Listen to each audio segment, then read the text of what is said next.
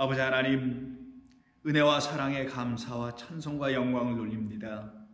오늘 특별히 11월 셋째 주일을 맞이해서 오늘 주님의 크신 은혜와 사랑이 각 예배의 처소인 삶의 자리에서 드리는 모든 성도들의 예배 가운데 경배와 찬송과 말씀 듣는 그 놀라운 주님과의 깊은 교제의 시간 가운데 우리 하나님께서 그들 가운데 임하심으로 그들에게 부어주신 하나님의 참되신 은혜와 사랑을 우리 모두로 충만하게 하여 주심으로 하나님의 놀라운 은총을 입은 주의 자녀들로 살아가는 귀하고 복된 하루가 되게 하실 줄로 믿습니다. 특별히 오늘은 추수감사절기가 있는 추수감사 주일로 저희들이 각 가정에서 지키게 됩니다.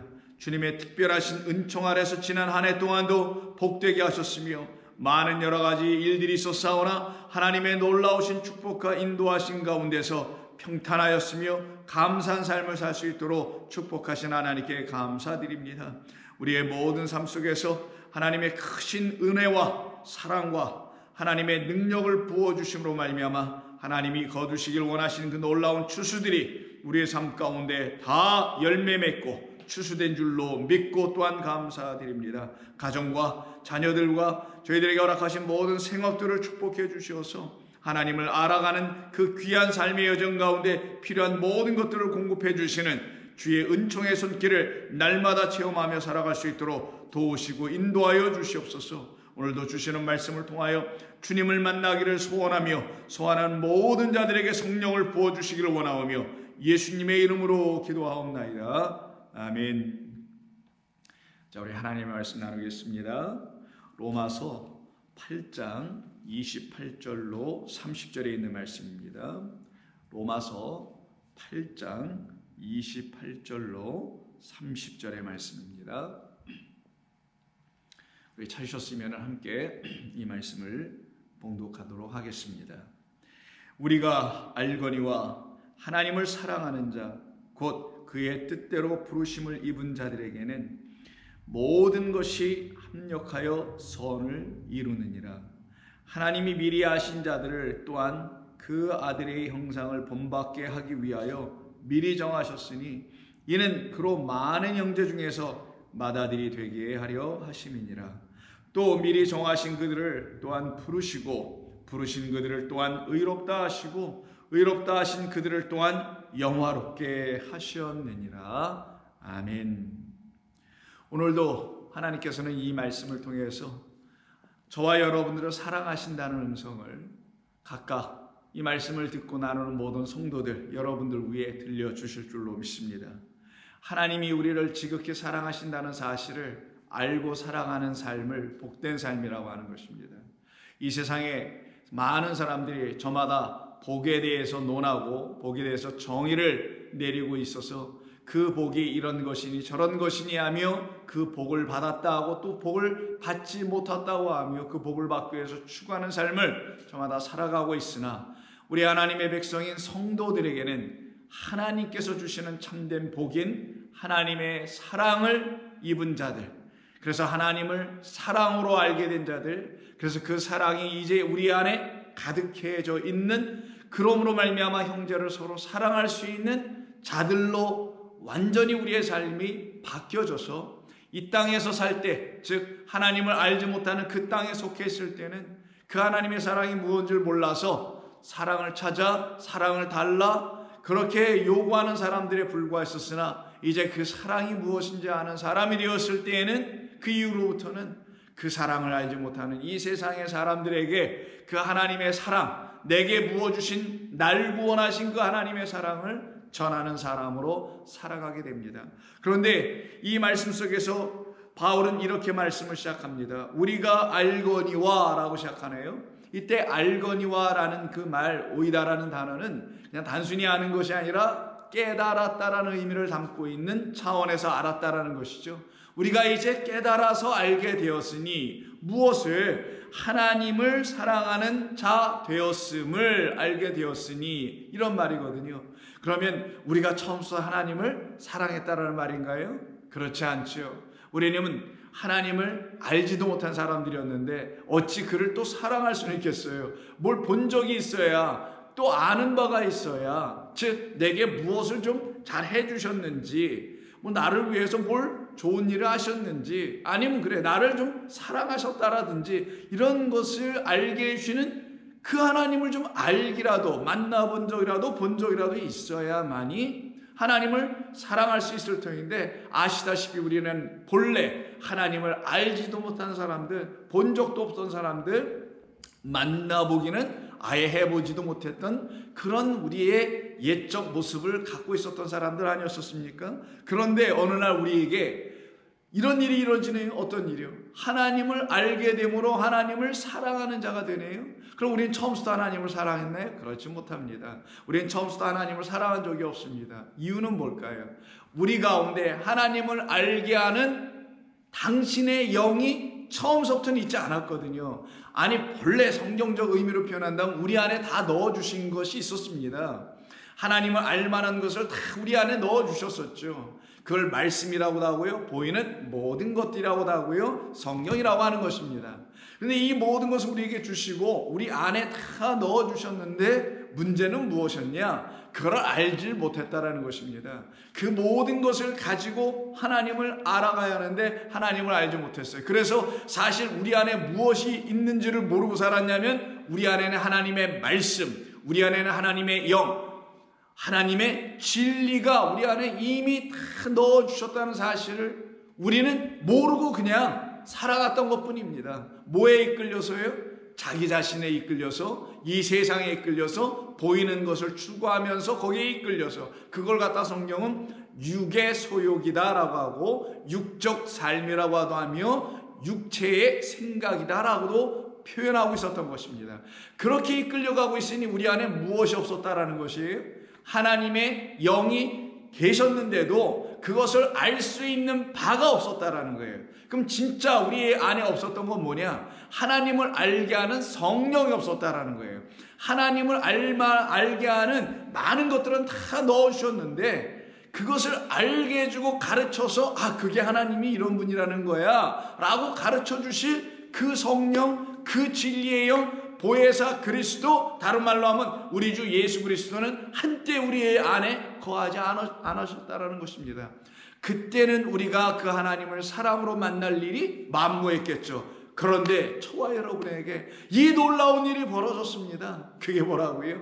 하나님이 오셨다라는 겁니다. 어떤 하나님으로? 그 영원하신 하나님, 영으로 존재하신 하나님이 눈에 보이는 하나님으로 육신으로 오셔서, 근데 그분의 본질은 하나님이니 말씀이고 영이란 말이에요. 생명이고. 근데 그분이 눈에 보이는 하나님으로 우리에게 오셔서 우리에게 당신을 알려주시네요. 어떤 당신? 우리 안에 이미 넣어주신, 그래서 우리가 말씀으로 지어지고 창조됐다는 그 말씀을 하나하나 알려주시네요.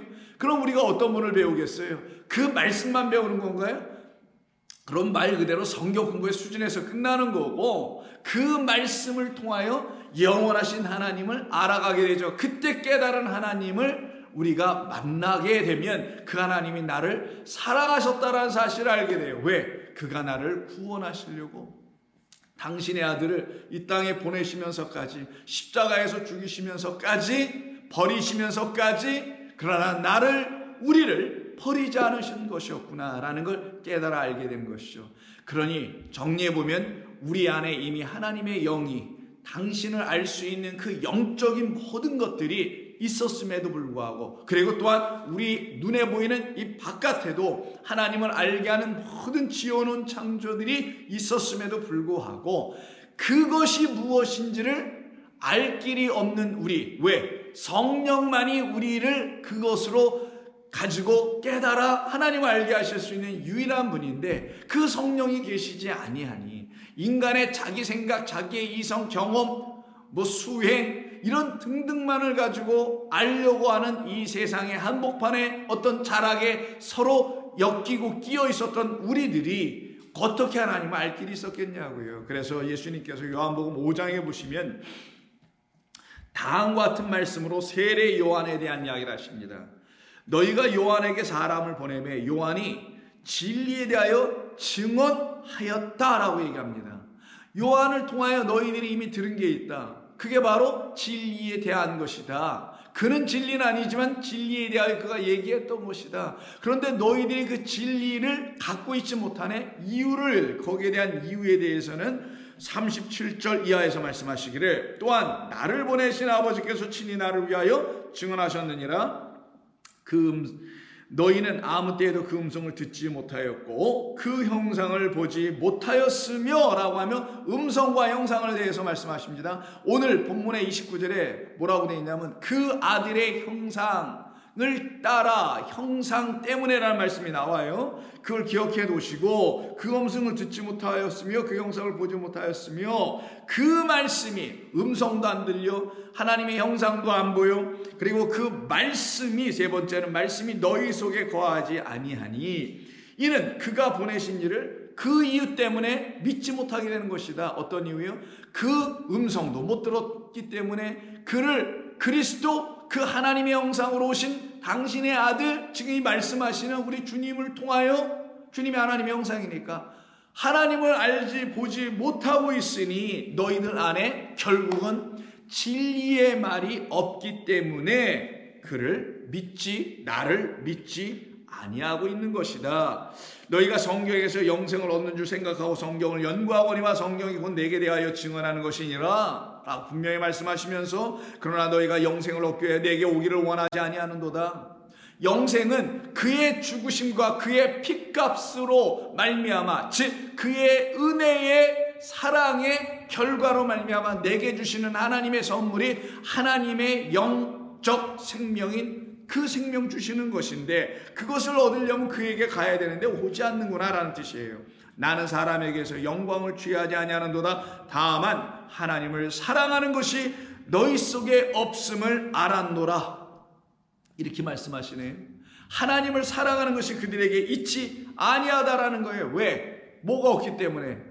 음성이 없고 형상이 없고 더 나아가서는 이 모든 걸 한마디로 집대성하면 하나님의 말씀이 그들 안에 우리 안에 예전엔 없었기 때문에 하나님을 사랑하는 마음조차도 갖고 있을 수 없었다. 그러나 오늘 본문 28절이 이제 우리가 알거니와 하나님을 사랑하는 자 되었다라는 거예요. 우리가 어떻게 이렇게 됐을까요? 문맥상 보면 27절 때문에 된 거예요. 어떤 뜻? 이는 성령이 하나님의 뜻대로 성도 저와 여러분 한 사람 한 사람을 위하여 간구하셨기 때문에 이런 일이 일어났어요.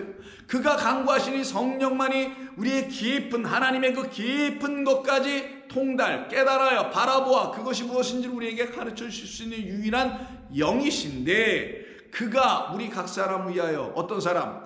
말씀을 우리 안에 갖고 있음에도 불구하고 그 말씀이 진리로 보여지지 않고 있는 우리들을 위하여 간구하셨다. 간구의 뜻 기억나십니까? 몇 주 전에 했기 때문에 여러분 기억나시는지 모르겠는데 다시 말씀드리면 엔튠카노라고 했었죠. 이 말은 죄에 대하여 반대말을 하죠. 죄는 하마르티아 즉 하나님의 그 진리 그 온전한 말씀을 딱 붙잡지 못한 상태 그래서 관역을 맞추지 못한 상태라 했으나 이 엔튠카오라는 말은 그의 반대말로 그 관역을 정확하게 맞춰내다 라는 뜻이었다 그랬죠. 즉 성령께서 우리로 하여금 하나님의 말씀 진리가 우리 안에 있음을 또 있게 하시기 위하여 하시는 일 그 간구 탄식의 기도 그 애씀 그의 수고 이것을 통하여 내가 드디어 하나님을 알아가기 시작했네. 근데 그 하나님을 딱 알 때 무엇으로 알기 시작했나? 그 시작점이 하나님은 사랑이셨구나. 하나님은 사랑이셨구나 라는 것으로 알게 되었다라는 겁니다. 그래서 우리가 알거니와 하나님께서 우리를 사랑하셨기에 내가 이제 하나님의 사랑을 받은 자인 사실을 알게 되니 내가 어찌 그 하나님 사랑하지 아니할 수 있을까? 그래서 그가 나를 먼저 사랑하신 것이었구나. 나는 그를 알 길도 없고 본 적도 없고 나를 사랑했다라는 그 내용이 뭔지도 몰랐던 나에게 하나님이 이렇게 사랑하여 나에게 오셔서 내게 그 사랑이 무엇인지를 가르쳐 주셨던 것이구나. 그래서 같은 요한은 요한일서 4장 7절 이하에서 이렇게 말하게 되는 겁니다. 사랑하는 자들아. 이 말은 하나님의 그 사랑받은 자들이라는 뜻이에요. 우리가 서로 사랑하자. 여기까지만 사람들이 읽는 것 같아요. 그래서 서로 그냥 교인들은 서로 사랑해야 하고 성도들끼리 사랑해야 되고 또 성도들은 세상을 사랑해야 합니다라고 그냥 여기서 멈추고 있는 것 같아 보이는데, 이 서로 사랑하자라는 말을 이 사도 요한이 지금 할 수 있게 됐던 것은 그 다음 때문에 그래요. 왜냐하면 그리스도인들에게 사랑은 행위가 아니라 안에 있는 능력이기 때문인 것입니다. 사랑은 능력이거든요. 행위이기 이전에 능력이에요. 왜? 그 사랑은 세상이 할 수 있는 게 아니라 하나님만이 하실 수 있는 거기 때문에 그런 차원에서 이건 능력이거든요. 근데 그 사랑을 우리가 이분받았다는 것을 알게 되는 성도들도 똑같이 하나님의 능력으로 그 사랑을 이뤄낼 수 있단 말이에요. 그래서 성도요, 서로 사랑하자. 사랑은 하나님께 속한 것이니 이 말씀을 안 해요? 우리의 것이 아니었다라는 거예요. 이 세상에서 사람들이 사랑한다고 합니다. 서로 돌본다고 합니다.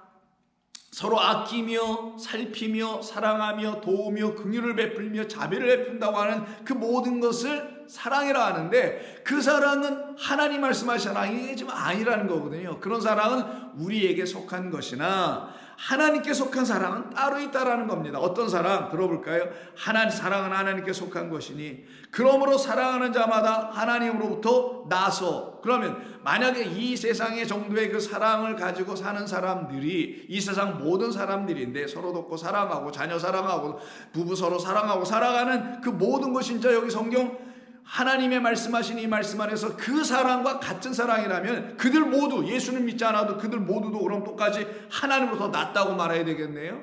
그러기에 이 사랑이 본질적으로 다르다라는 거예요.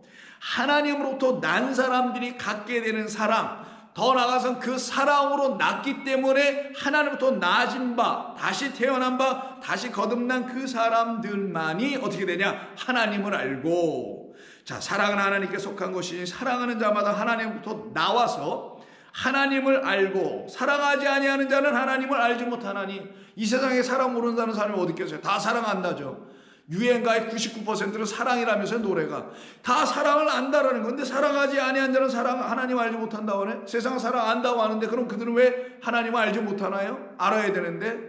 그런 사랑이 아니기 때문에 성경은 사랑하지 아니하는 자, 누구를? 하나님을. 어떤 이유 때문에? 하나님이 그를 사랑하셨다는 이유를 알고 있기 때문에 하나님을 사랑하는 자 되면 하나님을 아는 자가 되는 것이나, 하나님이 자기를 사랑하고 있다는 사실을 알지 못하는 자는 세상 인간들끼리 서로 통용하고 있는 그 사랑의 수준에 머물러 있기 때문에 하나님의 사랑을 알지 못하여 하나님을 알지 못한다고 하는 거예요. 그럼 여기서 우리가 알 수 있는 말이 무슨 말이겠어요? 사랑은 하나님 거래요. 하나님께 속했어요. 하나님 거예요. 그러면 하나님은 온통 사랑이시라는 거잖아요. 하나님께는 사랑만 있다는 거니 하나님은 사랑이라는 말이 나올 수밖에 없죠. 그래서 8절 끝에 하나님은 사랑이라는 말이 나오는 거예요. 그러면 그 사랑이, 하나님의 사랑이 우리 안에 있다면 하나님도 우리 안에 계신 거 아니겠어요? 왜? 하나님은 사랑이니까 사랑이 내 안에 있으면 하나님도 있는 거고, 하나님이 내 안에 계시면 뭐도 있어요? 사랑도 있어야지. 이건 불가분의 관계니까 하나님 따로 사랑 따로가 아니거든요. 하나님이 내 안에 계시면 나를 사랑한 그 하나님의 사랑도 내 안에 있어야 되는 거고, 하나님의 사랑이 내 안에 계시니 그 사랑으로 그 하나님이 내 안에 들어오실 수 있게 된 거잖아요. 그러므로 하나님은 사랑이라. 그래서 서로 사랑하라, 서로 사랑하자라는 말을 한 것은 그 사랑이 우리 안에 들어와 있으면, 정말 그 하나님이 우리 안에 계시다면 어찌 그 사랑을 하지 않을 수가 있겠는가? 우리가 사랑을 정말 하고 있다라면은 하나님이 내 안에 계심을 나는 확증하는 것이다 라는 말인 거예요. 하나님 따로 사랑 따로가 아니니 내가 하나님을 어떻게 할 수는 없으나 하나님은 사랑인데 사랑으로 내 안에 들어오시고 사랑으로 당신을 가르쳐주신 그 하나님의 사랑을 내가 지금 뭔가 해내고 있어. 사랑하자니까 사랑하고 있어. 그러면 내 안에 계신 누가 드러나겠어요? 하나님이 드러나겠죠. 그때 사랑이 뭐냐고요. 아까 말씀드린 대로 세상 사람들이, 세상에서 우리도 한때 생각했던 그 사랑에 대한 이해, 정의, 개념, 이런 사랑이 아닌 죽을 수밖에 없는 나, 생명 없는 나, 하나님이라는 그 생명을 갖고 있지 못한 나, 그 생명이라는 하나님을 알고 있지 못하여 그 지식 갖고 있지 못한 나, 그런 나를 불쌍히 여기셔서 지나치지 아니하시고 불쌍히 여기셔서 나에게 찾아와 내 앞에서 멈추시고 나에게 당신의 자비를 베풀어 주셔서 그 자리에서 나를 붙들어 일으켜 세워주시어 구원해내시고 속량해내시고 구속해내시고 용서해내시고 지옥에서 하나님의 그 나라 천국의 삶으로 바꾸어내버리신 그 하나님, 그분을 나는 사랑으로 이제 만난 것이구나 라는 그 사람들에게만 하나님은 사랑이시라. 그러면 그들에게 찾아오신 하나님은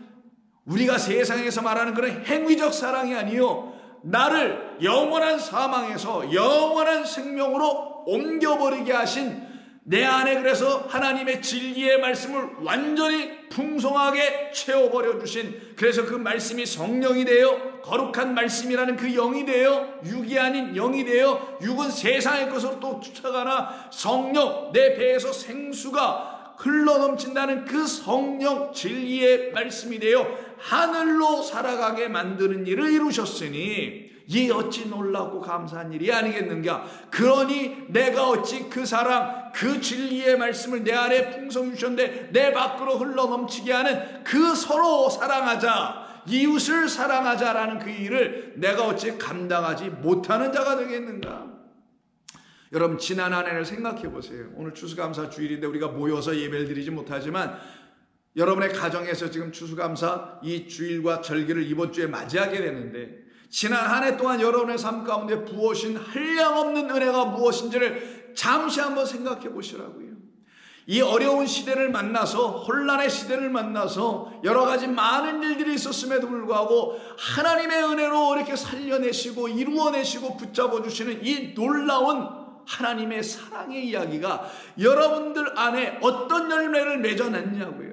어떤 열매를 맺고 어떤 알곡과 곡식들을 추수해내게 하셨는지를 한번 상고하시고 묵상해 보신다면 한량없는 하나님의 은총과 사랑 가운데 거한 지난 한 해였던 것을 여러분들이 시인하고 고백하여 감사하고 찬송하며 경배하지 않을 수가 없지 않겠습니까? 그것이 바로 우리에게 부으신 하나님의 사랑이었던 것입니다. 이 사랑을 아는 자들, 그 사랑을 받은 자들을 놓고 우리가 알거니와 하나님을 사랑하는 자들이라고 하는 거예요. 곧 그래서 그 뜻대로 부르심을 입게 될 수밖에 없죠. 하나님의 사랑 안에 있으니, 진리 안에 있으니 우리가 어찌 그 바깥으로 넘어가서 담장을 띄워놓고 그 경계선을 바깥으로 넘어가서 나의 뜻대로 또 살아가게 되겠냐고. 아니죠. 그때 이후로는 그의 뜻대로 부르심을 입을 수밖에 없어요. 나는 내 뜻대로 살다가 망할 뻔했던 나였는데 하나님께서 당신의 뜻대로 나를 불러주셔서 감사합니다. 근데 이걸 모르면 아직도 자기의 뜻을 구하며 자기의 뜻대로 뭔가를 해달라고 구하는 그런 여전히 부족한 자 된다니까요. 우리는 그런 자들의 삶에서 딱 끝나고 거기에 대해서 다 죽었다라는 거예요. 누구와 함께? 나에게 진짜 생명 주신 진리의 아들 그리스도 예수와 함께 십자가에서 못 박혔기 때문에 죽었다라는 겁니다. 그래서 나의 뜻을 찾는 일은 더 이상 하지 않는다니까요. 우리는 그의 뜻대로 부르심받고 그의 뜻대로 지어지는 그 삶에 끌려가고 있는 것뿐입니다. 그런 사람들에게는 모든 것이 합력하여 선을 이루느니라. 도대체 이거 누가 이룬다라는 거예요? 주어가 없어요. 뭔가 잘못된 번역이라는 걸 금방 알 수 있죠. 주어가 숨겨져 있네요. 여기서 합력하다라는 단어가 동사로 쓰였으니 이 동사에 관련되어 있는 주어만 찾아보면 되겠죠. 근데 이게 3인칭 단수로 되어 있습니다. 그것도 남성 단수예요. 그럼 무슨 말이겠어요? 여기 모든 것이라고, 사실 우리말로 주어를 모든 것이라고 했으니 이 모든 것이 주어가 되어 있지만 안타깝게도 이 모든 것은 주격이 아니라 목적격으로 쓰여 있습니다. 모든 것이 합력하여 선을 이루는 게 아니라 3인칭 단수이니까 하나님께서 모든 것들과 합력이 아니라 순 에르곤, 에르곤은 일하다, 순 에르곤이니까 일하다. 하나님께서 일하셨다. 어떤 것을 가지고, 어떤 것과 더불어 당신이 주신 모든 것들, 지어놓으신 모든 것들, 거긴 우리도 포함되어 있겠죠. 이것들을 가지고, 이 모든 것을 가지고 하나님께서는 그의 뜻대로 부르심을 입은 우리들을 위하여 당신의 선, 아가토스니까 위에 있는 그 거룩한 선을 이루시고 계시다라는 말씀이에요. 그런데 이 말을 우리가 대부분 많이 암송도 하고 알고 있는 그 유명한 성구 중에 하나니까 모든 것이 협력하여 선을 이룬다. 협력, 합력 여러 가지로 발음도 하고 번역하면서 말하는 거잖아요. 그래서 이 말을 1차적으로 오해한 게 뭡니까? 교회 안에서 성도들이 많이 쓰는 말이에요. 서로 협력하여 선을 이루어야지. 그때 선이 뭐예요 도대체? 좋게 하자, 잘 되게 하자, 큰 불화 일어나지 않도록 서로 좀 인내하고 또 서로 좀 내려놓고 겸손하고 포기하고 서로 세워주며 서로 받들어주고 서로 섬기며 만들어 가보자, 이런 것으로 이 말씀을 이해하고 있었지는 않았습니까? 더 나아가서 또 이 모든 것이 합력하여 선을 이룬다라고 하니 이 협력이든 이 말을 가지고 신학적으로 또 어떤 말을 또 만들어내게 되냐면, 여러분들이 신학교를 다니지 않으신 분들이 거의 대부분이니까 이런 말을 들어보신 일이 없겠지만, 이런 말을 만들어내면 신인협동설이라는 게 있어요. 신, 하나님과 인간이 협동, 함께하여 하나님의 구원을 이루어가는 거고 그의 뜻을 이루어가는 것이고 라는 신학적 표현과 용어가 있습니다. 과연 그 말이 맞을까요? 그 말이 만약 맞는다면 하나님은 우리의 도움이 필요하다라는 거지 않습니까? 하나님은 우리가 필요하다라는 표현이거든요, 신인협동설에서는. 그래서 하나님께서 우리를 지으신 이유는 우리가 필요해서 우리를 통하여 이 땅을 향해서 뭔가를 하셔야 되기 때문이다. 왜? 하나님은 영이고 보이지 않는 영이니 우리를 통하여 뭔가를 하셔야 된다. 그래서 신인협동설을 쓰고 있는데, 우리가 아니면 하나님 아무것도 못하세요? 우리가 아니면 하나님은 구원을 못하십니까? 하나님은 언제 우리를 대동하여 우리를 구원한 적이 있습니까? 생각 좀 해보자고요. 하나님께서는 여러분을 대동하여 여러분을 구원하셨어요? 여러분의 도움을 얻어서 여러분을 구원하셨습니까? 아니죠. 이 모든 것, 만물입니다. 만물의 근원 으뜸은 누구예요? 만물을 대표하는 건 누굽니까? 그가 보내신 아들 예수 그리스도가 만물의 으뜸 근원이다 라고 하면 그 모든 것은 만물인데, 그것과 함께 하셨다는 건, 만물은 그의 아들의 입에서 나오는 것, 곧 그리스도로 말미암아 지어진 모든 것, 그러니 그 모든 것은 곧 그리스도와 같다라는 거니, 그 그리스도와 함께 이루어낸 하늘의 거룩한 선한 일, 선한 사업, 이 땅에서 사업이 아니라 우리를 후속하시겠다는 그 하나님의 의로우신 일, 이걸 보기에 좋았다라는 선한 아가토스 혹은 토브라고 히브리어로 번역할 수 있는 말일 뿐입니다. 여기에 우리가 끼어들어갈 수 있는 공간은 있지 않아요. 우리는 그 하나님과 그의 아들과 그의 성령이 함께 협력하여 이루어내신 구원의 은총을 입어야 할 백성, 사랑받아야 될 그 백성일 뿐인 거예요. 그러기에 이 말씀은 우리가 함부로 우리의 것으로 생각하거나 우리의 것으로 받아들이는 그런 일이 일어나서는 아니 되는 겁니다. 그래서 하나님이 29절에서 뭐라고 바울은 얘기하냐, 하나님이 미리 아신 자들을 또한 그 아들의 형상을 본받게 하기 위하여 미리 정하셨으니 이는 그로 많은 형제 중에서 맏아들이 되게 하려 하심이라. 많은 형제 중에서 맏아들이 되게 하셨다. 그럼 여기서 형제들은 누구? 저와 여러분 성도가 되어 있는 사람들을 하나님의 아들들이라고 하니, 그 아들들은 누구로부터? 그 우리의 형제인 하나님의 그 장자인 맏아들 그리스도 예수와 함께 형제. 그래서 장자의 명분, 아들의 명분을 삼으셨다는 게 8장에서 지금 계속하는 말씀 아니겠어요? 아들의 명분을 줬다라는 그 명분을 받고 아들 되어 있는 우리들과 함께 형제가 되어 있는 그 그리스도 예수님을 장자, 첫째 아들, 맏아들이다, 부활의 첫 열매이시다, 이런 말씀을 담고 있는 거예요. 그런데 하나님이 미리 하신 자들, 또 미리 정하셨다, 이런 말이 나오죠. 이 말 때문에 불편함을 입을 수 있는 많은 사람들이 있습니다. 하나님이 미리 하신 사람들이 따로 있는 거야? 그러면 예수 믿는 사람들 따로 있게 되는 거고 예수 믿지 않는 사람들 따로 있게 되는 거야? 이런 말로도 이걸 이해할 수가 있게 되잖아요. 또 나아가서 미리 정하셨다라는 말을 다른 말로 예배소에서는 뭐라고 번역 우리말로 했냐면 예정하사라는 말로 되어 있어요. 자, 미리 하셨다 프로스 기노스코고, 미리 정하셨다는 것은 예정하다는 단어가 프로스에다 똑같이 뭘 쓰냐면 오리조라는 단어를 쓰게 돼요. 이 두 단어 프로스 기노스코하고 프로스 오리조나는 이 두 단어를 가지고 사람들은 힘들어할 때가 많이 나타납니다. 어려워할 때가 많이 나타나요. 이 말에 걸려 넘어지는 사람들이 많이 있어요. 왜? 그러면 나만 미리 하신 건가? 그러면 누구만 또 미리 하신 건가? 그러면 누구만 또 하나님께서 구원하시려고 미리 정해놓으신 건가? 왜 나는 정해놓고 왜 저 사람은 정해놓지 않았지? 이런 식의 이해들로 여기에 실족하는 사람들이 많이 있습니다. 그런데 한번 생각해 보자고요.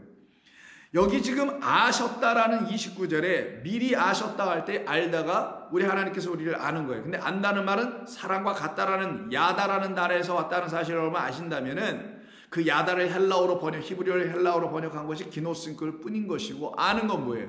사랑하는 겁니다. 둘이 한 몸을 이루는 걸 아는 거라고 해요. 자, 그렇다면은 한번 생각 좀 해보자고요. 우리가 하나님을 먼저 안 적이 있나요? 여기 프로스라는 건 먼저, 앞서서, 미리 그런 말이에요. 먼저 우리가 먼저 하나님을 안 적이 있었나요? 아니면 하나님이 우리를 먼저 아심받은 게 맞나요? 후자죠. 왜 후자가 맞나요? 하나님이 우리를 먼저 아신 게 맞는 게 왜 그 말이 왜 맞는 건가요? 이거는 그가 나를 지으셨다라는 것 때문에 그런 겁니다. 만약에 내가 하나님을 먼저 알았다라고 말하게 되면 하나님은 나에 의해서 지어져 버리는 거예요. 자, 인간에 의해서 지어진 신을 뭐라고 부르는 겁니까? 우상이라고 하는 겁니다. 근데 하나님에 의해서 지어진 바가 나라는 사실을 알면 그는 그런 나에 의해서 알게 된 그 하나님은 우상이 아니라 누가 돼요? 진짜 하나님이 되는 거예요. 그런데 이 세상의 종교는 어떤 종교들, 이 종교들의 신들은 다 누굴 말하냐? 인간에 의해서 만들어진 피조된 신들이란 말이에요. 물론 그들은 그렇게 말하지 않지. 그런데 알고 보면, 좀 자세히 들어가 보면 전부 다 인간들의 자기의 사유와 경험과 자기들의 고통과 근심과 불안과 걱정과 염려와 어떤 이 땅에서 소망, 어떤 희망, 이런 등등 원함, 이런 것을 이루기 위해서 이러니 나에게 이런 한계가 있으니 이렇게 나는 할 수가 없으니 나보다 더 큰 능력이 있는 어떤 신을 설정하여 그리고 그 신을 창조해낸단 말이에요. 그게 이 세상의 종교입니다. 그런 종교들 안에 신은 다 누구라고 하는 거냐? 하나님께서 구약 전체에서 우상이다라고 하는 거예요. 우상. 우리가 하나님을 만들어내, 우리가 어떤 신을 만들어내면 그 신은 우리에게 신이 아니라 우상이다 라고 성경은 말하는 겁니다. 그러면 누가 먼저 알게 되는 거예요? 그 우상이 우리를 먼저 아는 게 아니라 우리가 그 우상이란 신을 먼저 아는 바가 되겠죠. 그때 되면은 우리가 그를 먼저 알았다고 말할 수 있지만 성경의 하나님은 우리를 지으신 하나님이란 말이에요. 진짜 참 하나님, 이 모든 삼라만상을 존재케 하는 그 하나님이시란 말이에요. 거기에 한 구퉁이에 먼지처럼 있는 자가 우리고요. 근데 이런 먼지들에게 하나님께서는 사랑한다 하시고, 이런 먼지들에게 하나님 뭐라고 하시냐? 내 형상과 모양으로 지어진 자들이라고 하시네요. 그러면 누가 누구를 먼저 아는 거냐고요? 우리가 그를 안 적은 없었습니다. 단 한 번도. 하나님께서 우리를 먼저 아신 바 된 것. 그 말은 기노스코니까 결국 사랑. 하나님께서 우리를 사랑하신 것이었지. 그것도 먼저. 우리가 그를 사랑해 본 적도 없어요. 본 적도 없는데 어떻게 사랑까지 하겠느냐고요. 그래서 로마서 3장 10절에 이런 말하는 겁니다. 의인은 없나니 하나도 없으며 깨닫는 자도 없고 하나님을 찾는 자도 없다라고 돼 있어요. 하나님을 아는 자는 고사하고 찾는 자 자체가 없네. 찾은 바나 되어야 알기도 할 텐데 이건 찾지도 않은데 어떻게 알 거냐고요. 그들이 왜 그 하나님을 안 찾아요? 영원하신 그 하나님 왜 안 찾습니까? 몰라서. 자기 안에 그런 하나님이 있다는 사실을 몰라서. 그래서 못 찾고 있었던 겁니다. 그래서 지식도 없고 깨닫음도 없고 다 무익하게 대해서 선을 행하는 자가 없나니라고 되어 있어요. 이 선이 오늘 본문에 여기서 나오는 선이란 말이에요. 그런 우리들을 향하여 하나님께서 지으신 모든 것을 가지고 그 선을 이루기 위하여 하나님을 찾는 자들로 만들어 놓고 하나님을 아는 자들로 만들어 놓고 더 나아가선 당신의 사랑으로 하나님을 사랑하는 자들로 만들어 놔야만 우리가 가장 안전해지는 겁니다. 왜? 하나님을 사랑하지 않게 되면 하나님은 영이시니 그 영을 사랑하지 않게 되면 우리 인간은 어떤 쪽으로 갈 수밖에 없어요? 육을 사랑할 수밖에 없단 말이에요. 육을 사랑하면 끝은 멸망입니다. 멸망, 망가지는 거예요. 그러나 영을 사랑하면 그는 우리에게 생명을 준단 말이에요. 그래서 하나님만을 사랑하도록 딱 만들어 놓은 거는 하나님의 어떤 이기적 표현이 아니라 우리를 사랑하셔서 우리를 지키시는 하나님의 간절한 마음이 담겨 있는 거예요. 그래서 너희는 하나님을 사랑하라 라고 신명기에서 그렇게 많이 말씀이 나왔던 이유가 거기에 있는 거예요. 하나님이 뭐 이기적이고 질투하시는 하나님이어서 그러는 말이 아니라 우리의 영혼을 지키시려고. 그래서 우리는 전혀 아는 바가 없었다. 그 하나님을 아는 적도 없었고 미리 한 것은 전혀 아예 없었던 우리들이었다라는 걸 분명히 알려줍니다. 그러니 우리를 정말 미리 하신 분은 누구? 우리 하나님. 먼저 하셨다고 표현하자고요. 먼저 하셨던 분은 하나님. 프로스니까 미리 앞서서 먼저 아신 분은 하나님. 그 하나님께서 나를 알아주지 아니하셨더라면 그것도 먼저, 그분이 먼저 그분의 눈에서 내가 발견되지 않았다란 말과 같은 말이거든요. 나는 그를 볼 수 있는 눈이 없었어요. 왜? 빛이 없었으니까. 그분은 빛이거든요. 그럼 그 빛이 있어야 내가 그분을 인식할 거 아니에요, 빛으로. 근데 나의 눈은 빛이 없고 흑암이었기 때문에 그를 알아볼 재간이 없었으니 그를 볼 수가 없고 알아볼 수가 없었단 말이에요. 그래서 나를 유일하게 알아볼 수 있는 것은 그가 빛인데 나를 누구로 보냐? 흑암으로 보고 알아보셨단 말이에요.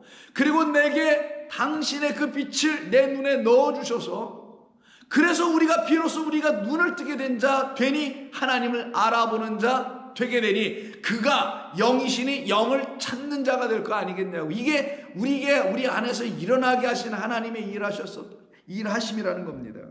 그러니 그가 나를 먼저 알아주신 것이 이게 불편한 말이 아니라 왜 나만 알아주시고 다른 사람 안 알아줘? 뭔가 덜 알려진 거예요. 그 사람에게 이제 그렇게 말한 사람은 뭔가 하나님을 제대로 못 만나고 있는 사람들이야 그렇게 얘기하는 거예요.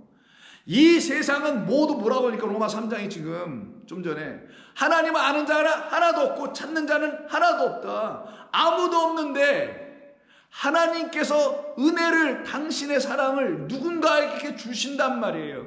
그 주시는 분에 대해서 왜 당신은 나에게만 은혜 주세요? 왜 당신은 기분 나쁘게 나만 사랑해 주세요?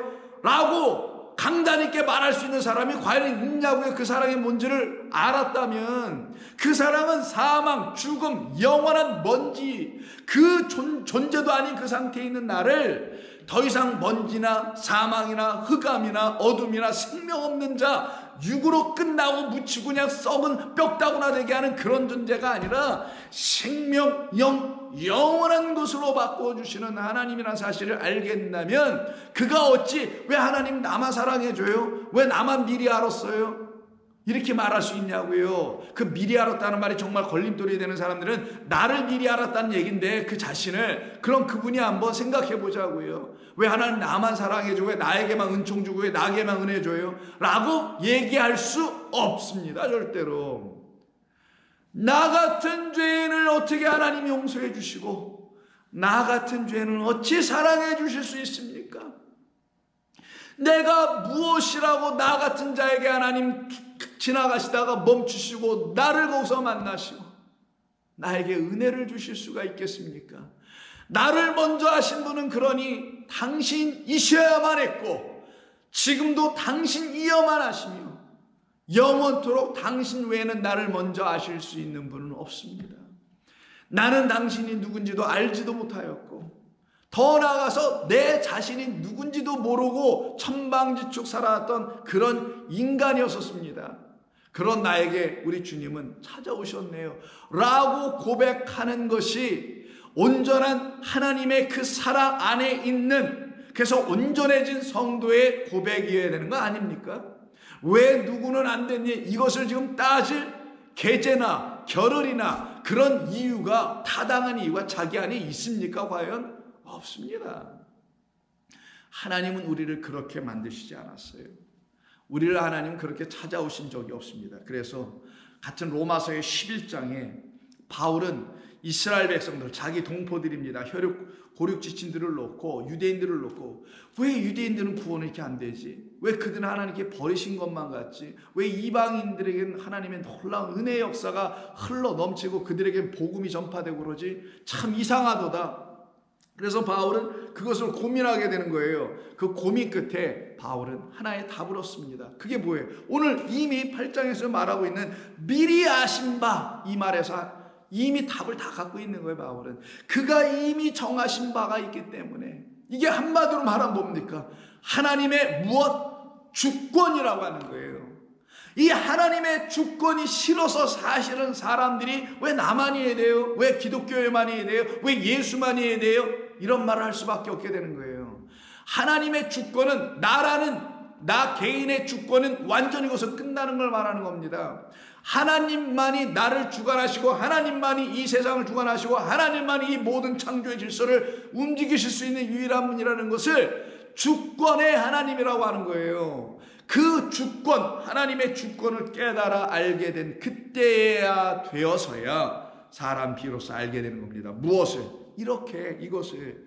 11장 보세요. 그러므로 1절, 내가 말하노니 하나님이 자기 백성을 버리셨느냐? 그럴 수 없느니라. 이건 누가 들어야 될 말이에요? 자기가 하나님의 백성임을 아는 사람만 이 말을 할 수 있는 것 아니에요? 하나님의 백성을 유대인들, 이스라엘로 정해놓고 지금 말하는 게 아니에요. 바울은 하나님이 자기의 백성, 그냥 전체 이 우주 만물 속에 있는 당신의 백성, 그걸 말하는 거예요. 그 백성을 버리셨느냐? 그럴 수 없느니라. 나도 이스라엘이요 아브라함의 씨에서 난 자요 베냐민 지파라. 하나님이 그 미리 아신 자, 여기서 바로 기노스코를 씁니다. 프로기노스코라고 하는데, 그 말을 쓰면서 미리 아신 자기 백성을 버리신 적은 없다. 당신이 먼저 하신 사람은 누구라고요? 이 땅에 있는 모든 우리예요. 근데 우리가 그 하나님의 사랑을 알지 못하면 여전히 버림받아요. 무엇을 가지고 버림받아요? 하나님을 버린 자들 된다니까요. 기억나세요? 새벽에 아자브?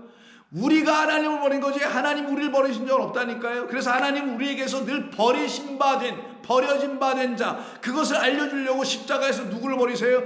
엘리 아마 사막다니 왜 하나님 나를 버리십니까? 라고 외친 것은 우리들을 보고 들으라고 하신 것이지, 우리 주님이 버림당했다는 단순한 그런 의미가 아니란 말이에요.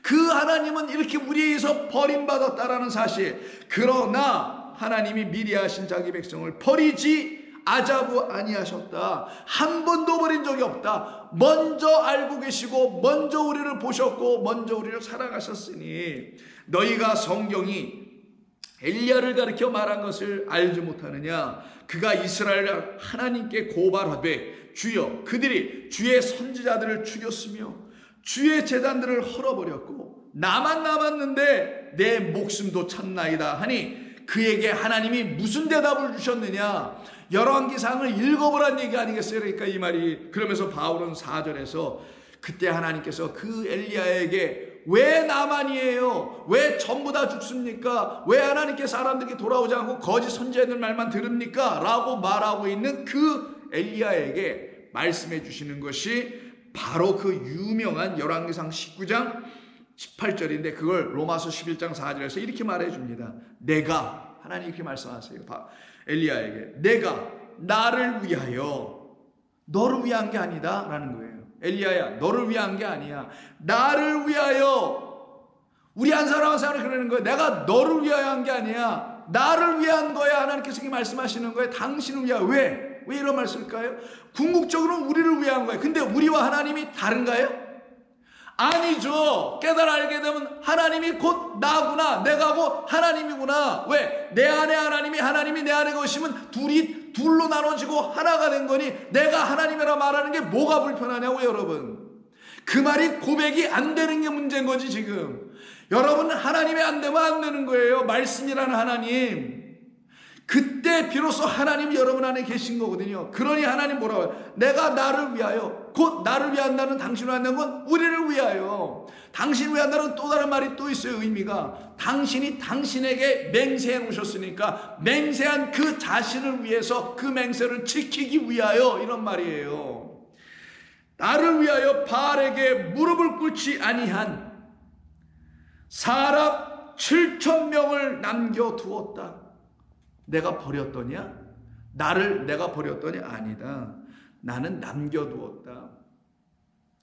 나를 버린 수많은 존재들 중에 내가 나를 버리지 아니하도록 내가 미리 찾아가, 미리 알아, 미리 정해, 미리 사랑 부어놓은 자들, 그들로 말미암아 이 세상 모두가 하나님을 알지 못하고 찾지 못하고 하나님을 경험도 못하고 있는 그들 모두에게 그 7천이 나를 증거하는 자들로 내가 세워놔. 내 약속과 내 맹세는 단 한 번도 꺾여진 바도 없고 바뀌어진 바도 없고 실행이 미흡하게 이루어진 적도 없고 완전하게 이루어졌음을 내가 알게 하려 함이라. 나의 그 뜻, 내 뜻대로 나의 그 주권, 너희를 구원하겠다는 나의 강한 주권, 이것을 내가 이루어가기 위하여 내가 미리 정했다. 거기에 저와 여러분이 지금 끼어들어와 있다면, 그것도 우리가 무슨 수고와 공로로, 어떤 행위로, 율법 지킴으로, 선한 일을 행함으로 라는 조건을 하나님께서 아이고 잘했다 기쁘다 라고 받아주시지 아니하고, 그런 것을 조건으로 주시지 아니하며 오직 그리스도 예수의 이름으로만, 오직 하나님의 그 사랑으로만 구원받게 하신다는 그 뜻대로 7,000명을 남겨두었으니 어찌 우리가 이 말씀을 통하여 감사하지 않을 수가 있겠습니까? 이때 7,000명의 의미는 다 아시잖아요. 그때 우리가 말씀을 나눌 때 하나님의 그 7이라는 언약, 약속, 맹세의 말씀을 딱 붙들고, 그것도 땅의 것이 아닌 하늘로 하나님의 말씀으로 딱 갖고 있는 그들은 내가 나에게 무릎 꿇고 나를 경배하지 바알에게, 우상에게, 인간이 만드는 종교들 안에 있는 신들에게 무릎 꿇지 않는다. 그런즉 이와 같이 지금도 은혜로 택하심을 따라, 이렇게 베드로가 이제, 바울이 이제 이 본문을 구약을 인용하면서 드디어 해석을 합니다. 그런즉 이와 같이 지금도, 엘리야 때만도 아니고 지금도 은혜로 택하심을 따라, 그러니 7천이 어떻게 된 거라는 거예요? 그들이 뭐 예쁘게 뭘 잘해서? 아니죠. 오직 하나님의 은혜로 택하심을 받은 자들이었다. 남은 자가 있느니라. 만일 은혜로 된 것이면 행위로 말미암지 않음이니 그렇지 않으면 은혜가 은혜되지 못하였을 것이라. 그런즉 어떠하냐? 이스라엘이 구하는 그것을 얻지 못하고 오직 택하심을 입은 자가 그것을 얻었고 구원, 그 남은 자들은 우둔하여졌느니라. 이게 하나님께서 지금 하고 계신 일이다. 11절, 그러므로 내가 말하노니 그들이 넘어지기까지 실족하였느냐? 그럴 수 없느니라. 그들이 넘어짐으로 구원이 이방인에게 이르러 이스라엘로 식인하게 하려 함이니라. 그들의 넘어짐이 세상의 풍성함이 되며 그들 유대인들을 택하여 넘어지게 하여 오히려 정말 넘어져 있는 하나님의 말씀도 영광도 예배도 갖고 있지 못했던 그 이방인들은 오히려 풍성하게 일단 만들어 놓으시고, 이게 하나님께서 이 세상을 살아가여 구원하시는 일이고, 그렇게 이방인의 풍성함이 되게 하시며 그들의 실패, 유대인의 실패가 하나님을 알지 못함이 이방인의 풍성함이 되거든 하물며 그들의 충만함이리요. 하물며 그들을 하나님께서 그냥 놔두시겠는가? 아니다. 바울은 이렇게 이야기하게 됐던 것입니다. 그러니 하나님의 사랑이 무엇인지를 알기 전에는, 우리를 향한 하나님의 은혜가 무엇인지를 알기 전에는, 그 사랑과 은혜로 택함을 받았다는 사실을 알기 전에는 우리는 맨날 그런 말들, 하나님 왜 미리 예정하신 거야? 왜 미리 정해놓으신 거야? 하나님 미리 왜 나를 아셨다고 그래? 왜 누구만 아는 거야? 라는 말에 더 이상 걸려 넘어질 수가 없게 됩니다. 언제 다 알게 되냐? 하나님의 사랑이 무엇인지를 다 하나하나 말씀을 통하여 성령께서 여러분의 심령 마음 안에서 다 조명해 주시는 그 일이 날마다 이루어져 가는 것이 채워지고 충만해지면 줄수록 여러분들은 그 사실을 분명히 알게 됩니다. 그래서 그 유명한 사랑의 이야기로 기록하고 있는 고린도전서 13장, 사랑에 대한 이야기하죠. 하나님의 그 사랑, 하나님 우리를 사랑하셨다는 그 사랑 때문에 하나님을 사랑하게 되는 사람들, 12절에 뭐라고 하냐? 13장 12절, 우리가 지금은 거울로 보는 것 같이 희미하나, 옛날에는 동경이었거든요. 유리가 아니라 구리 같은 걸로 하고, 유리라 할지라도 이게 투명하지 않았단 말이에요. 그래서 좀 희미해. 봐도 지금 뭐가 이렇게 껴있거나 긁혀가지고 시원찮게 보여. 그런 희미하게 보여진다는 표현이에요. 그래서 우리가 지금은 거울로 보는 것 같이 희미하나, 비유로 지금 쓰고 있는 거죠. 그때에는, 어떤 때? 그 사랑이 우리 안에 완전히 나타날 그때에는, 그리스도께서 우리 안에서 그 하나님의 형상을 이루는 그 완전한 일이 딱 일어나는 그때에는 얼굴과 얼굴을 대하여 볼 것이요, 지금은 내가 부분적으로 하나 그때는 주께서 나를 아신 것 같이. 이제 여기서 나오네요. 그때 되면은 주님이 나를 다 미리 아셨던 거구나. 나는 당신의 사랑 아니면 살 길이 없다라는 것을 그분만 알고 계셨네. 나는 그걸 미리 알지 못하고 있었네. 근데 그분은 이미 미리 다 알고 계셨네. 내 사랑 아니면 넌 살 길이 없단다라는 걸 미리 다 아신 그분을 내가 이제 그때가 되면 알게 된다는 것을, 그때는 주께서 나를 아신 것 같이 나도 내가 이제는 온전히 다 알게 되리라. 이 모든 일은 어떻게 이루어졌대요? 믿음, 소망, 사랑으로. 하나님의 이름들입니다. 하나님의 일하심들이에요. 이건 전부 다. 그러면서 그 중에 제일은 사랑이라. 그래서 14장 넘어가면 소위 은사장이라는 게 나오죠. 방언을 하는 자는 방언만 하지 말고 방언을 통역하게 하라. 방언 통역은 곧 예언을 더 사모하는 자가 되어야 되는 것이다. 그럼 방언은 뭐예요? 못 알아듣는 말을 우리가 처음에 가졌으나 그걸 알아듣는 주의 영, 그리스도의 영이 우리 가운데 오면 그 영이 우리에게 그걸 가르쳐 주신다. 성경이 전에 다 못 알아듣는 까만 글자에 불과했지만, 그래서 우리가 까만 눈이었는데 이제 이 성경을, 하나님의 말씀을 검은 문자가 아닌 생명활자 빛의 하나님의 영, 말씀으로 탁 보이기 시작하네. 그러면 그때는 어떻게 된다고요? 방언이 통역돼 풀려지기 시작하네. 그럼 예언은 노스트라다무스처럼 미래의 것을 예언하고 이러는 게 아니라, 예언은 하나님의 그 거룩한 일을 다 하나하나 다 들추어 보여줘서 하늘을 보게 하는 것, 그 이상 환상을 보게 하는 일, 이것이 딱 이루어지는 것을 갖다가 하나님이 우리에게 은사 주신 이유이다 라고 말하는 게 14장이죠. 그때 14장 1절이 뭐라고 합니까? 그게 전부냐 그럼? 아니다. 13장에서 말하고 있는 사랑이 그 중에 제일이니, 이 모든 방언 통역, 예언, 이것은 다 하나님의 말씀을 알아가는 과정들인데, 이걸 통하여 결국 뭘 알아야 된다? 사랑을 알아야 한다라는 거예요. 그래서 14장 1절에 사랑을 추구하라. 신령한 것들을 사모하되 특별히 예언을 하라. 그러면 방언에서, 통역에서, 예언에서 어디로요? 이 모든 것은 하나님의 말씀을 사랑으로 깨달아 알아가는 과정들이다. 그러니 사랑은 하나님의 말씀이 진리, 참된 것으로 들려질 때만이 그 하나님의 말씀이 사랑의 말씀으로 들리는 것이다 라는 거예요. 그러니 진리의 말과 사랑의 말은 따로따로의 말이 아니라, 나누어진 두 개의 다른 말이 아니라 같은 말이에요. 하나님의 말씀 안에서는. 왜? 나를 참으로 사랑하신 그분만이 나를, 죄악 가운데 있는 나, 용서받을 자격이 없는 나를 구원해내시는 하나님의 진리의 말씀으로 나를 깨워, 그 참된 말씀으로 나를 깨워 그 사랑 알게 해주었으니, 그 사랑 안에는 진리가 반드시 있어야죠. 나를 사랑한다는 진리의 음성 말씀이 있어야 하기 때문인 것입니다. 그때 비로소 성도는 깨어 일어나게 되는 거예요. 그때에 우리는 하나님께서 나를 그렇게 당신의 뜻으로 정하셔서, 당신께서 미리 알아주셔서 나로 하여금 오늘 본문 29절에 그 아들 그리스도 예수입니다. 그 아들의 형상을 본받게 하려고 하셨던 거구나. 그럼 그 아들의 형상은 뭐겠어요?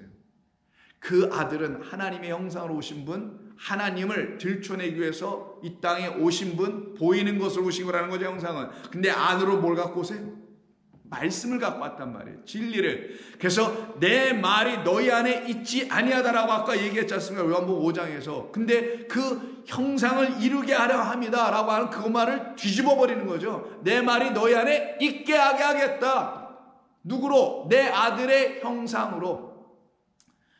그럼 이 말을 오해하면 또 그 예수님을 또 뭐 닮아가자, 그 형상을 담자, 이런 말이 될 수도 있지만 이건 그런 말이 아니라 그 아들의 형상, 곧 그 아들은 말씀으로 오신 분인데 그 말씀으로 오신 분, 그 분이 우리에게 만들어 주려고 하는 형상이 하나 있다라는 거예요. 그 형상이 누구예요? 하나님의 형상으로 오신 그 아들 예수님이니까 그로 말미암아 우리에게 주시려고 하는 건 하나님이셨다라는 말인 겁니다. 그래서 그 아들의 형상을 본받게 한다는 건 그가 말씀으로 왔으니 그의 말을 본받게 한다는 거예요. 컨폼입니다. 말 그대로 똑같게 말하게 하겠다. 그의 말과 우리의 말을 똑같게 하겠다. 우리는 그의 말과 같은 말을 갖고 있지 않았는데 우리의 말을 다 버리게 하고 그의 말을 우리에게 넘겨주어 그래서 말씀이 되게 하여, 말씀대로 사는 게 아니라 말씀이 되게 하여 그 말씀을 딱 갖고 있으면 말씀대로 사는 것보다 더 위대한 하나님의 말씀이 되어버립니다. 하나님의 말씀이에 따라서 말씀은 곧 하나님이시라, 이 말이 딱 이루어져야 되는 것이지 말씀대로 사는 건 육적 인간으로 난 여전히 남았다는 걸 말하는 거예요. 왜 그런 거냐면 나는 육인데 그냥 말씀대로 한번 살아봐야지, 그래 내가 어떻게 구원받는 거 아니야? 내가 구원받았다면 말씀대로 살아야 되는 거 아니야? 그런 차원의 말 아닙니까? 그러면 여전히 나는 육으로 남아있다는 걸 스스로 시인하고 입증하는 것밖에 더, 증명하는 것밖에 더 되겠어요? 그런데 하나님은 말씀이시나 그 말씀은 하나님과 함께 계셨다고 하는 그 말씀으로 오신 우리 주 예수 그리스도, 그 모드로 말미암아 그의 형상 곧 그의 말씀으로 말미암아 하나님을 딱 만나고 알게 되고 찾게 되는 삶을 우리가 이루어가게 하시겠다, 이것을 이루신다라는 게 그의 아들의 형상을 본받게 하기 위하여 다 미리 정해놓으신 것이다. 이때 정하다가 플러스 오리조라 해서 이 오리조라는 말이 영어 여러분 잘 아시는 horizon 지평선, 수평선 쫙 펼쳐진 판판한 것이죠. 그 말을 만들어낸 그 영어가 이 호리조라는 말에서 나오는 거예요. 그러면 여러분 지평을 판판하게 하는 이유가 뭐예요?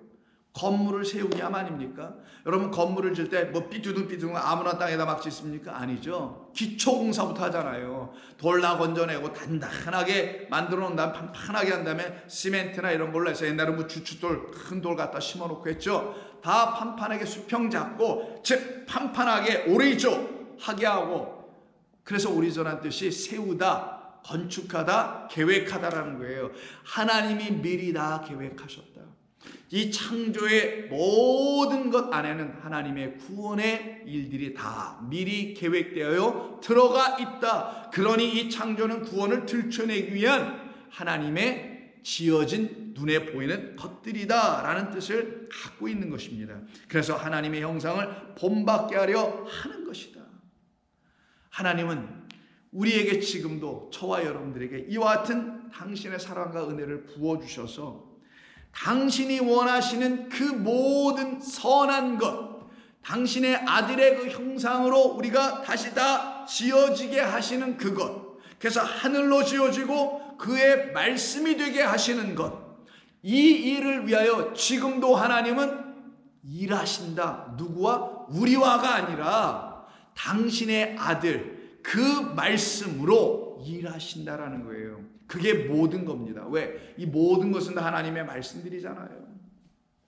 그 일이 여러분에게 이루어질 때 비로소 여러분들 안에는 하나님의 그 크고 놀라우신 형상, 그 아들의 형상을 본받는 일, 그 아들의 형상대로 우리도 지어지는 그 일이 저와 여러분 모두에게 이루어지게 돼요. 이미 이루어져 있을 것이고요. 그때 하나님의 그 추수가 딱 되는 겁니다. 우리가 그 알곡이 되어 딱 하나님의 영원한 그 곳간으로 딱 들어가지는 그런 일이 저와 여러분에게 이 추수의 계절을 통하여서 다시 한번 상기시켜주는 말씀이 되며, 또한 우리는 하나님이 거두어 들이신 당신의 씨 가진 열매들이 되어 하나님의 것들로 채워지고 하나님의 것들로 그 영원한 나라에 들어가게 되는 것입니다. 이미 또 들어와 있고 그와 같은 축복이 저와 여러분에게 다 이루어질 줄로 믿습니다. 오늘 이 말씀, 나머지 말씀은 다음 주에 그 형상서부터 시작하여 다음 주에 계속 이 말씀을 나누며 은혜 받기로 하고, 이번 한 주간도 주의 풍성한 은혜가 이 추수감사절기를 맞이한 여러분 가정과 자녀와 그리고 직장과 또 생업의 모든 일들 속에 충만하게 채워주시는 하나님의 손길들이 임하여지기를 기도합니다. 함께 기도하겠습니다. 아버지 하나님 고맙습니다. 오늘도 주님의 은혜가 아니면 살 수 없는 저희들, 이렇게 주님 찾아오셔서 이렇게 우리 가운데 거하시고 우리를 당신을 알게 할 수 있는 성령으로 채워주셔서 그 성령으로 말미암아 우리가 하나님을 날마다 조금씩 알아갈 수 있는 종들로 축복받게 하시니 감사합니다. 우리는 다 하나님의 지으신 바요, 하나님이 미리 하신 바요, 하나님의 계획과 섭리 안에 다 정해져 있는 그 뜻대로 인도함을 받고 있어서 우리는 안전합니다. 우리의 뜻은 다 지워졌고 하나님의 뜻만이 세워져 가고 있는 성도가 되었으니 우리를 해할 것은 없으며 우리를 다시 이 땅으로 끌고 갈 수 있는 어떤 세력도 저희들 가운데 다 제거가 된 줄로 믿습니다. 성도들을 그와 같이 지키시고 인도하시고 복되게 하실 우리 주 하나님의 이름만이 영원토록 성도들의 입에서 찬송되게 하시옵소서. 그들에게 그와 같은 입술을 열어 마음을 열어 부어 주시옵소서. 우리 주님 예수님의 이름으로 기도하옵나이다. 아멘.